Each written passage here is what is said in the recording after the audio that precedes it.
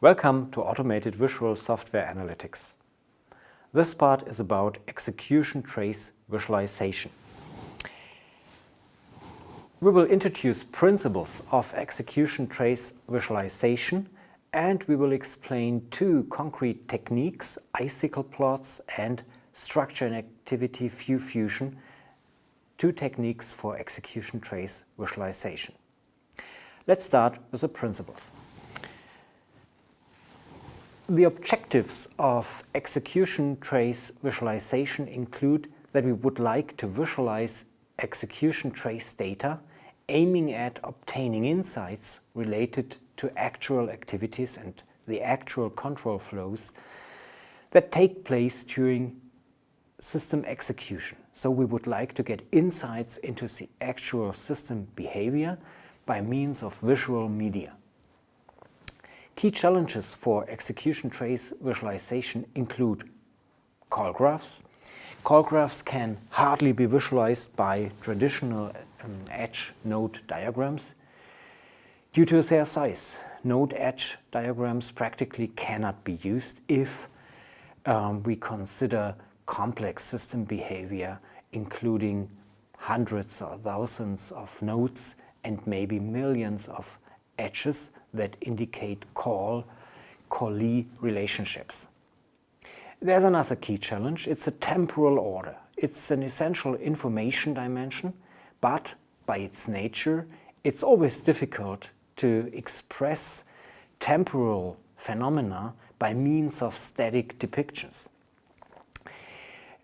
We cannot even use animation, which would be more natural to be used for visualizing temporal data, but if we look at the numbers, the sheer number of relations in execution trace data, for example, even animation is not a good choice. So we have to find good ways to explore data that is temporal along its temporal dimension.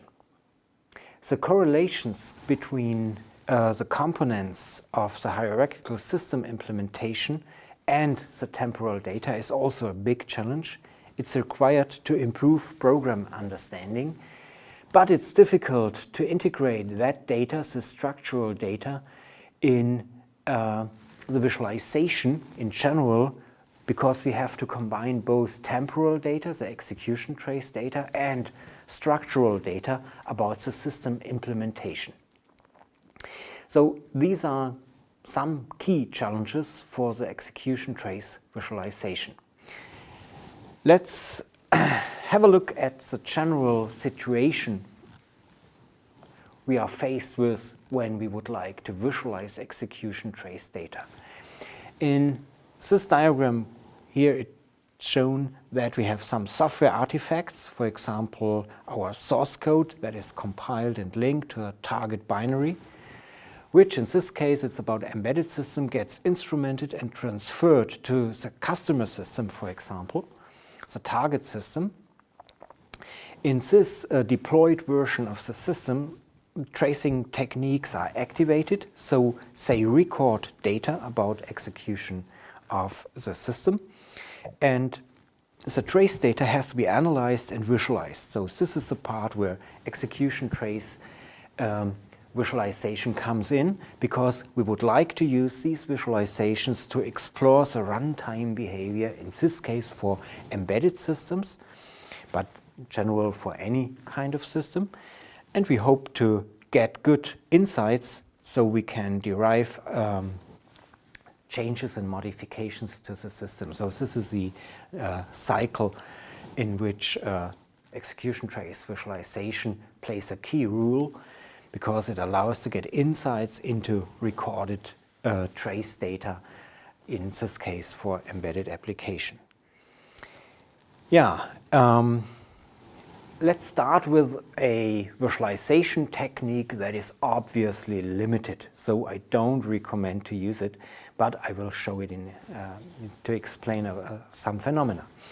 It's a hierarchical bundle view, and as we have already seen, for this visualization technique, we have this system structure outlined in the outer circles, and we have this inner space, a hole, that can be used to link any components. So we can express caller-callee relationships, but if we would like to visualize execution trace data, we have a problem with the temporal dimension. One idea would be to stack the temporal relations on each other, so time would progress towards the top. But if we layer our relations according to the time, we end up in a visualization, in a depiction that is faced by occlusion, by visual occlusion, clutter, and the timely ordering. It's extremely difficult to differentiate, and it's also difficult to differentiate the direction of these calls. So this is one example that shows how difficult it is to get through the timely ordered execution trace data. There are other techniques, and this is our favorite one, so to say. It's the icicle plot. It's a very simple visualization technique. There's a call hierarchy that is mapped to an entire icicle plot here, whereby the time progresses from left to right, and the stack depth, the calling nesting level, progresses from top to bottom. For example, this function foo calls the function bar, and once again, later bar, and bar in turn calls foo bar, and once again foo bar. So it expresses the nested calls of subroutines. Function entry corresponds to the left bar edge, and the function exit corresponds to the right edge of each bar that is used here. Yeah, this icicle plot is a general purpose instrument to even visualize complex execution trace data. For example, in this screen snapshot, you see the icicle plots applied for a large data set. Zooming in and zooming out is an essential functionality for interactive systems that provide execution trace visualization functionality. We can zoom in, this is B and C, and inside the bars we have printed the function's name or the method's name. And if there's not enough space, for example here at this stack depth level, the bars are just symbolized by bars without any text, so to indicate that there's still another layer in the stack that can be explored if we zoom in. So big advantage of icicle plots is that it scales. It operates even on large execution trace data, but it requires interaction of the user. The user has to zoom in and zoom out, has to put the focus on certain time frames, for example, to get insight into the calling behavior, into the call graphs that are expressed by icicle plots. Yeah, in this case, there's shown a visualization of a thread's trace data captured during execution of some sample system, and the detailed views correspond to the indicated parts in the upper icicle plot. There's another approach that tries to combine structural information and behavioral information called structure and activity view fusion. It's a visualization technique that combines both in one single view. It combines the icicle plot, this is shown in the upper part, also the time frame in this example actually considered. So this time window corresponds to the icicle plot shown, and underlying this icicle plot we have the whole system mapped by a tree map. So it's just an overlay of two views. It's the icicle plot, it's the overlay to the tree map that represents the corresponding components. Now we can correlate activities of the icicle plot, of the system behavior with, for example, affected or active modules of the implementation structure. Program comprehension through dynamic analysis requires always combining structural information and behavioral information to get activity insights. Yeah, we can find high activity packages, for example, while tracing the icicle plot, the execution trace data. We can see which components are affected. We can also map execution phases to program module structures to get an indication about coverage and module activities. We can also reason about performance problems at system component level.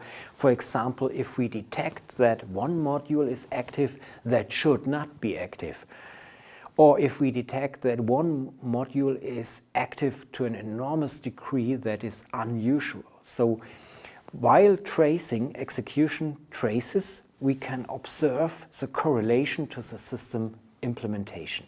This is the key advantage of the structure and activity view fusion approach. One visualization technique for execution trace visualization. In this example, this approach is used to map, for example, the call count and the call duration. Call count means how many times gets a function called, and call duration means how many milliseconds are spent in this function. These are two independent dimensions of information about the behavior of a system, but we can now map it on or inside one single view. We map the call count to the activity view, to the icicle plot. Green means okay, red means not okay, a high number of calls. And we also map the duration, the time spent in executing a certain module or function on this tree map of the system. Green means it's used, but it's still okay, and yellow and red means it's an unusual large time that is spent in this module. So we can correlate the activities, that is the call count, with the call duration projected on the system implementation. This is just one example how structure and activity view fusion can be applied to get insights into correlated system behavior data. Yeah, let's summarize this chapter about execution trace visualization. The aim of visualizing execution trace data is to understand actual system behavior and actual control flows of a system. Yeah, during its execution. So it's execution tracing and it relies on code instrumentation, of course, but we would like to get insights into that data. Visualizing execution trace data has to express the temporal order because it's a principal dimension. It's a principal dimension for comprehending what is going on in or during a system execution. Icicle plots serve as robust, interactive and scalable visualization techniques that allow for exploring and analyzing execution trace data.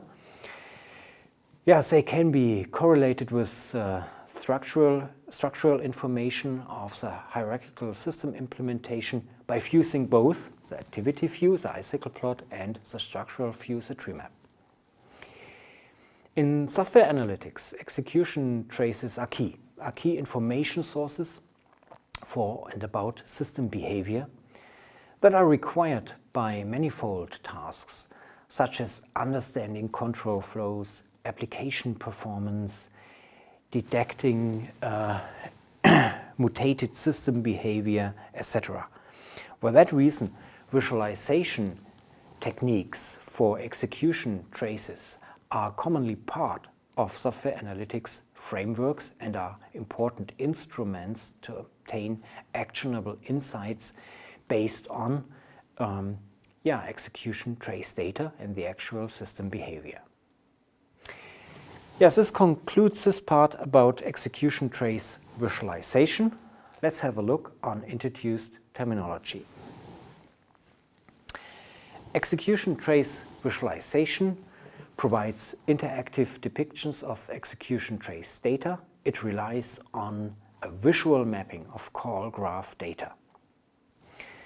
Icicle plots. An icicle plot is a diagram type that depicts nodes of a hierarchy as bars, whereby the horizontal extent typically relates to a node's attribute, for example, starting time and ending time, and child nodes are nested to the vertical or along the vertical dimension.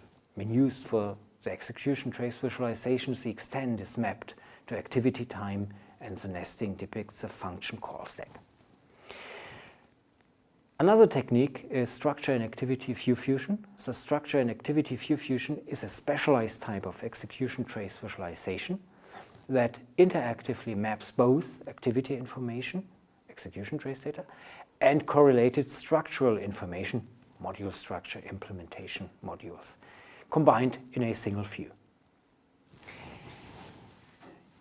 Yeah, as further reading, I can recommend two articles. One is related to the view fusion approach and its application in software engineering, correlating structure and activity views for execution traces, and another article about maintenance of embedded systems, supporting program comprehension using dynamic analysis. Let me end with some remarks. Visualizing execution trace data represents one big challenge for visual software analytics, as execution trace data tends to be large. This is one argument, one key reason. And time-based data is always inherently difficult to visualize by static means, by static media, by static depictions. Icicle plots, optionally combined with structure views, provide a powerful general-purpose visualization technique to interactively explore execution trace data, and they scale. They serve as a key instrument in software analytics to discover activity-related phenomena. And finally, using execution trace visualization for exploration of multi-threaded system behavior is still a big challenge, but it's very important as multi-threaded systems have an extremely complex behavior expressed by execution trace data that is hardly to be understood by traditional means. So execution trace visualization becomes more and more very important for optimizing and understanding multi-threaded systems because they have a complex system behavior.